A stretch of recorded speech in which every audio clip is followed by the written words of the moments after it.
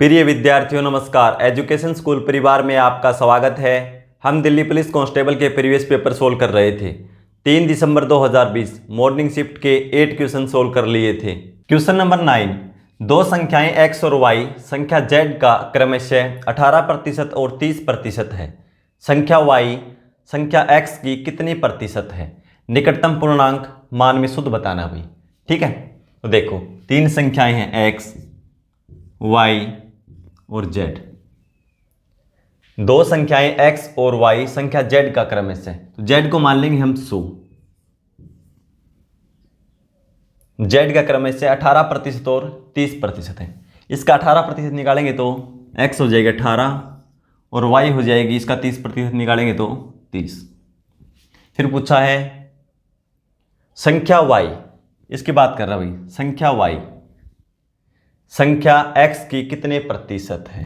x की तुलना किससे करनी भाई? x से। तो तुलना वाली राशि हमेशा नीचे आएगी, तो लिखेंगे 30 बटा में 18। प्रतिशत है तो गुणा में 100। कैंसिल करेंगे, 3 से करेंगे, 6 से कर लो, 6 से 5 और 6 से 3, 5 गुणा 100 500। 500 को 3 से भाग दे देंगे,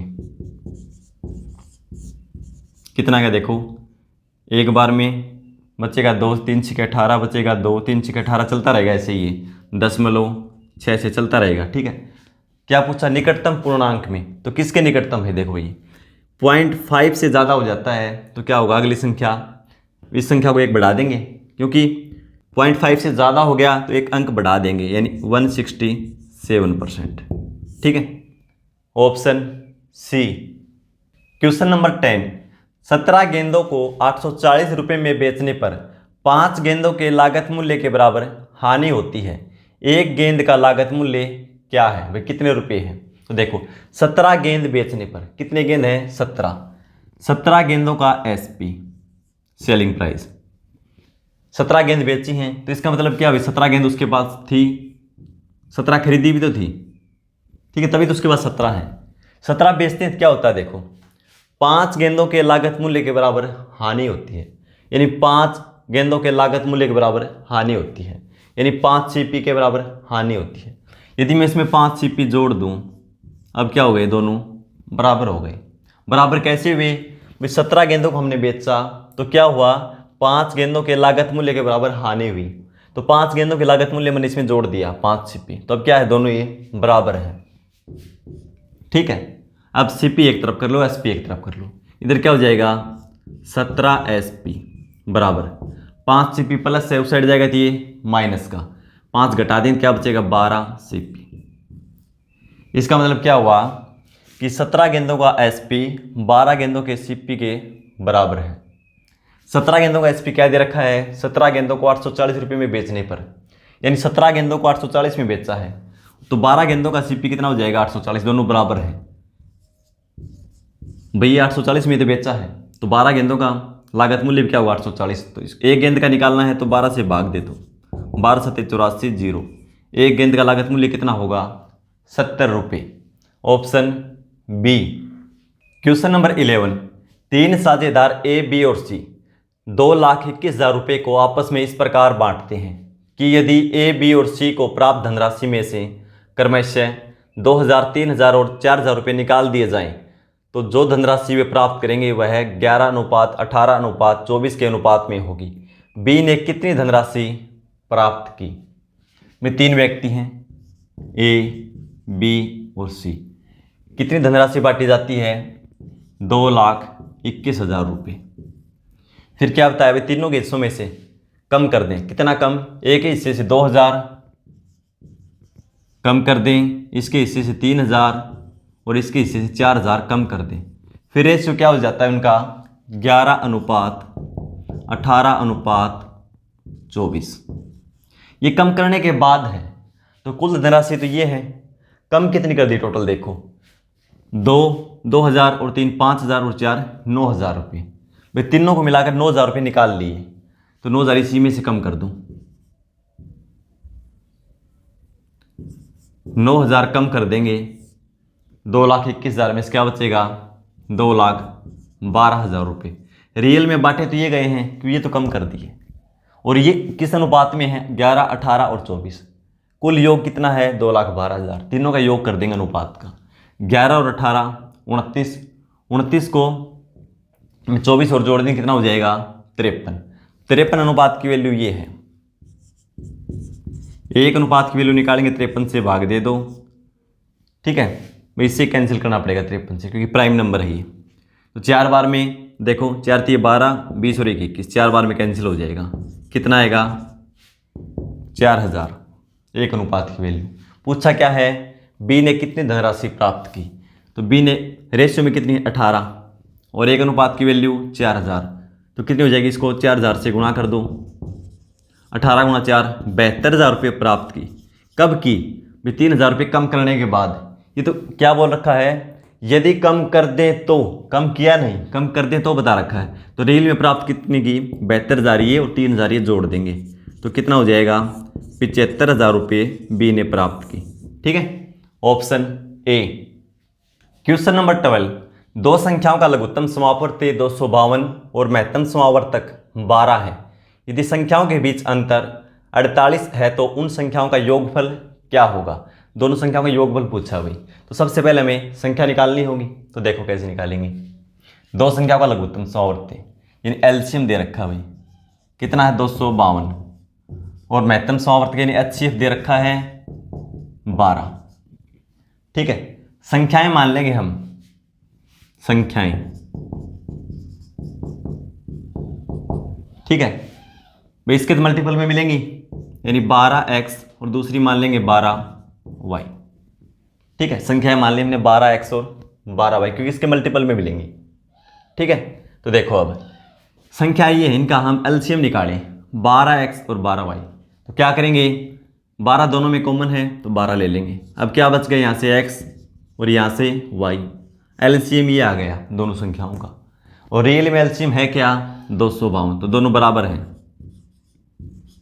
ठीक है, 12 से कैंसिल कर देंगे, 2 बार में 24, 1 21, यानी एक्स वाई दोनों संख्याओं का गुणनफल कितना है, 21।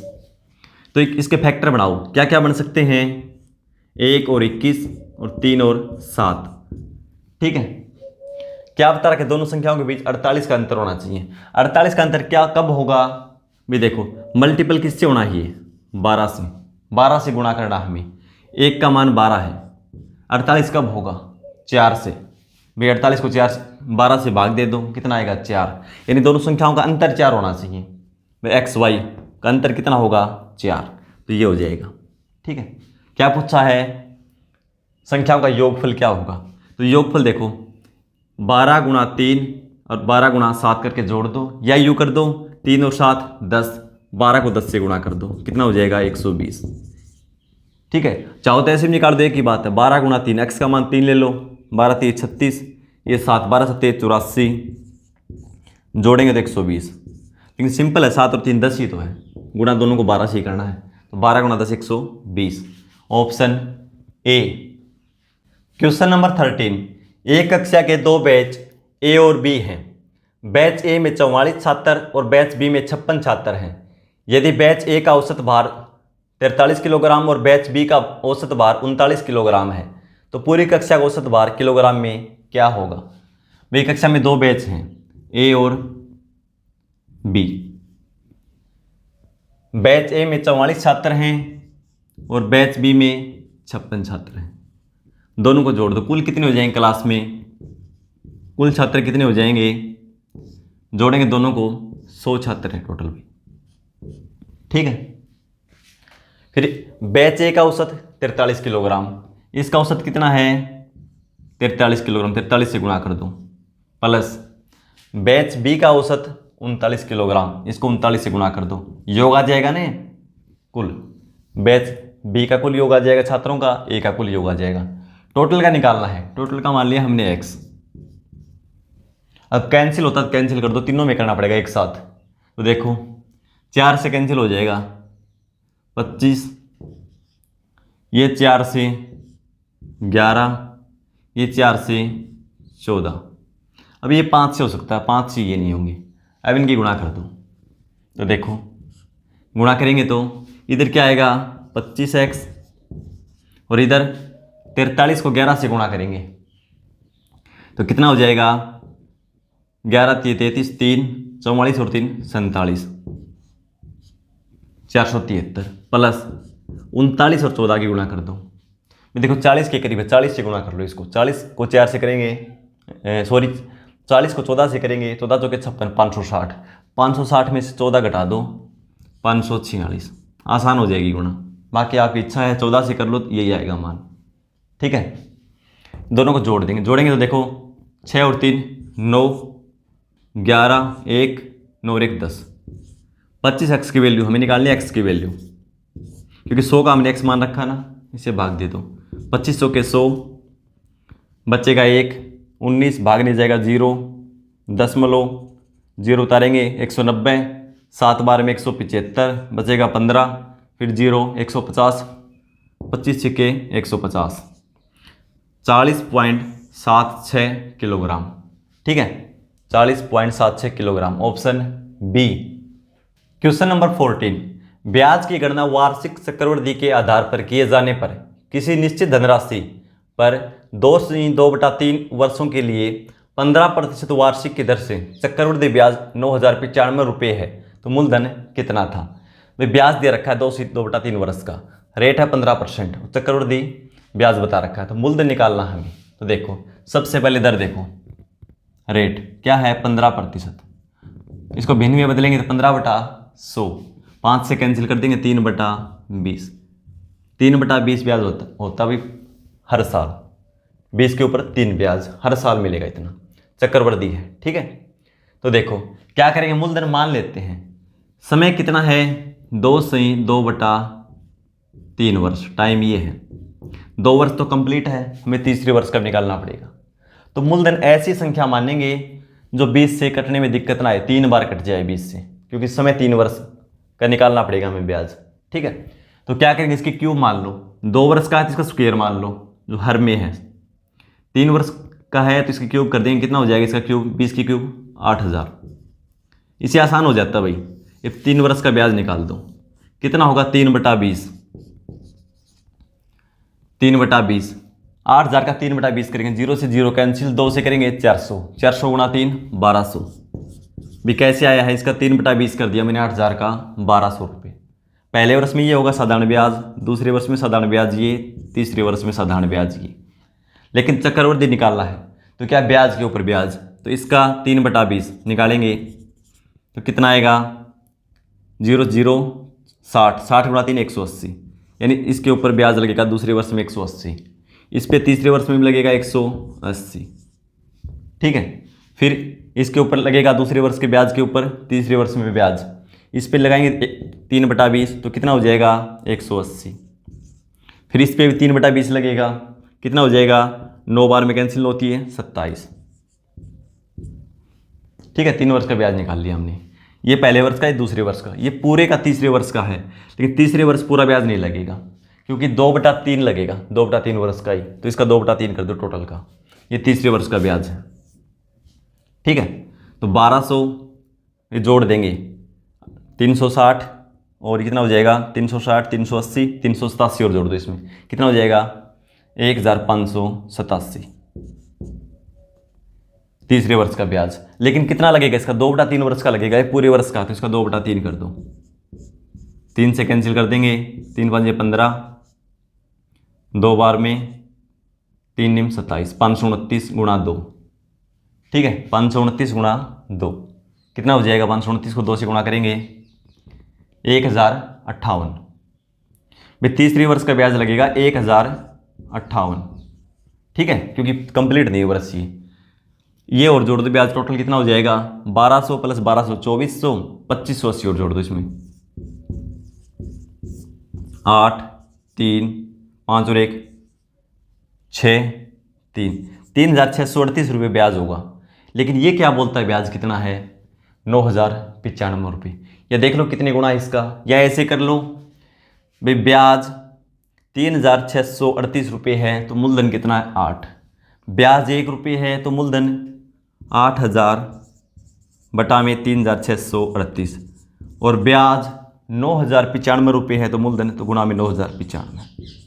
ठीक है, कैंसिल करेंगे 2 से कर लो, ये 2 से करेंगे 4000। अब देखो भाई, देखो ये कितना है 9000, ये एक बार मान लो 1800 को 5 से गुणा करेंगे कितना हो जाएगा 9000, 18 5 90, 9000। 19 को 5 से गुणा करेंगे 95, यानी 5 बार में पूरा पूरा कैंसिल हो जाएगा। 4000 गुणा 5 कितना हो जाएगा 20000, यानी मूलधन कितना था 20000 रुपये। Option A. क्वेश्चन नंबर 15, एक नाव 45 मिनट में जल प्रवाह के विपरीत दिशा में 5 किलोमीटर और जल प्रवाह की दिशा में 7 से 1/2 किलोमीटर जा सकती है। कितने मिनट में 45 मिनट में। यह 25 मिनट में जल प्रवाह की दिशा में 5 किलोमीटर और जल प्रवाह की विपरीत दिशा में 2.5 किलोमीटर जा सकती है। जल प्रवाह की विपरीत दिशा में 12 किलोमीटर जाने में यह कितना समय लेगी। समय मिनटों में बताना है भाई, थोड़ा टाइम लगेगा। क्वेश्चन में टाइम टेकन है, पूरे शिफ्ट में एक ही क्वेश्चन था, ये 15 में से एक क्वेश्चन है, थोड़ा टाइम लगेगा। ठीक है, तो हमें इससे डरना नहीं, बिल्कुल भी आराम से करेंगे। देखो कैसे करेंगे भाई, चाल मान लेंगे। मानना शांत जल में चाल, शांत जल में चाल x किलोमीटर प्रति घंटा, ठीक है। और धारा की चाल, धारा की चाल मान लेंगे y किलोमीटर प्रति घंटा, ठीक है। धारा की चाल y किलोमीटर प्रति घंटा में। देखो शांत जल में x किलोमीटर और धारा की चाल y किलोमीटर। जब दिशा में चलेंगे, दिशा में,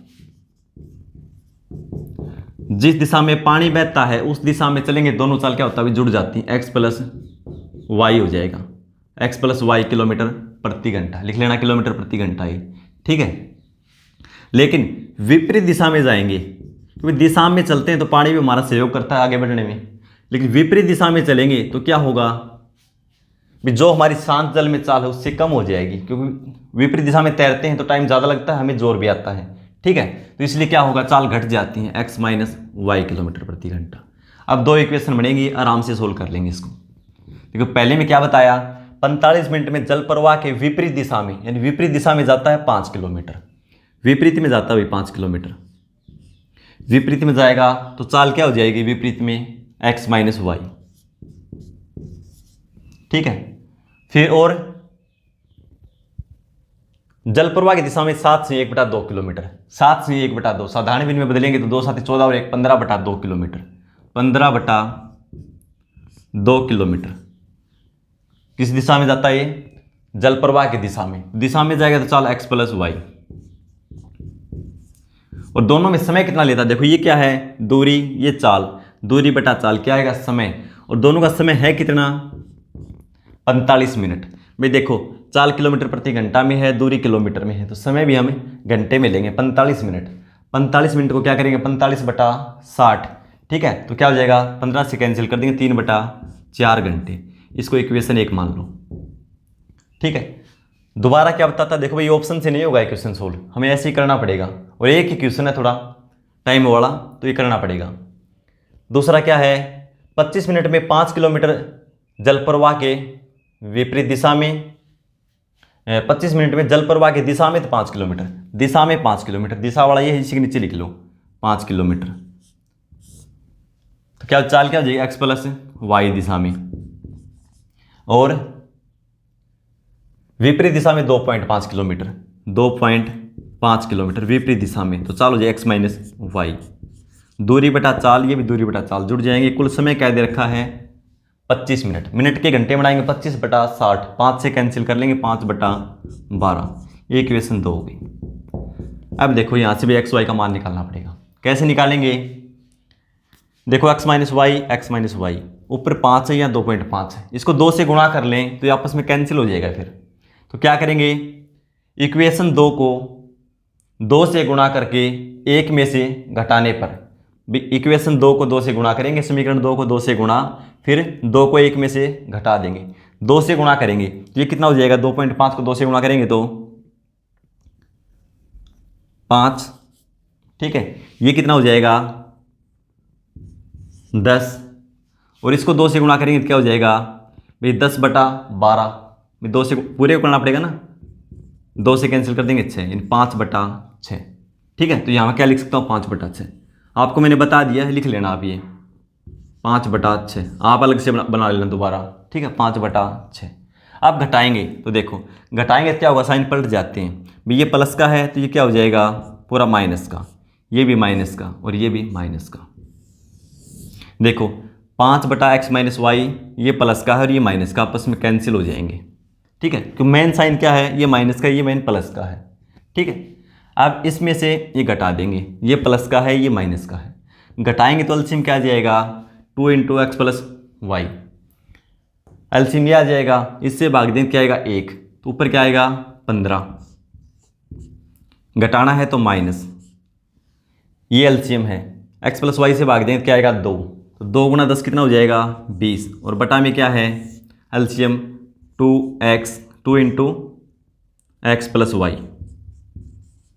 और बराबर 3/4 में से 5/6 घटाएंगे, ठीक है। यहाँ से 5/6 घटाएंगे, 5/6 घटाएंगे, एलसीएम कितना आ जाएगा इनका 12, ठीक है। 4 से भाग देंगे 3 बार में, 3 × 3 9, यहाँ आएगा 9, फिर देखो माइनस 6 से भाग देंगे 2, 2 × 5 10, तो 9 में से 10 घटाएंगे -1/12, ये आएगा, ठीक है भाई। इसमें से घटा दिया मैंने। अब देखो 15 में से 20 घटाएंगे तो क्या आएगा -5, -5।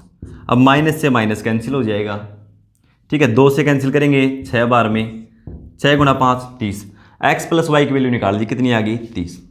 x + y की वैल्यू हमने निकाल दी, कितनी आ गई ये 30। देखो यहाँ से निकलेगी, क्रॉस गुणा करेंगे x + y, इधर गुणा करेंगे 6 × 5 30।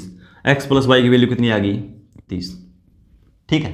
अब x - y की वैल्यू निकाल दी है, तो इसकी वैल्यू समीकरण 1 में रख देंगे, समीकरण 1 में रख देंगे x + y की वैल्यू कितनी है 30। तो देखो यहाँ 30 रखेंगे हम, 30 × 2 कितना हो जाएगा 60, 15 से कैंसिल कर देंगे 1/4, उस साइड जाएगा तो ये माइनस का, देखो क्या बचेगा 5/x - y बराबर 1/4, इसमें से घटा देंगे, फिर घटाएंगे 3/4 में से 1/4 घटाएंगे तो क्या बचेगा 2/4, यानी 1/2। क्रॉस गुणा कर देंगे x - y बराबर 5 × 2 10, कितना आ गया x - y की वैल्यू कितनी आ गई 10, ये वैल्यू पता चल गई 10, ठीक है। दिशा में पता चल गया चाल, विपरीत दिशा में पता चल गया।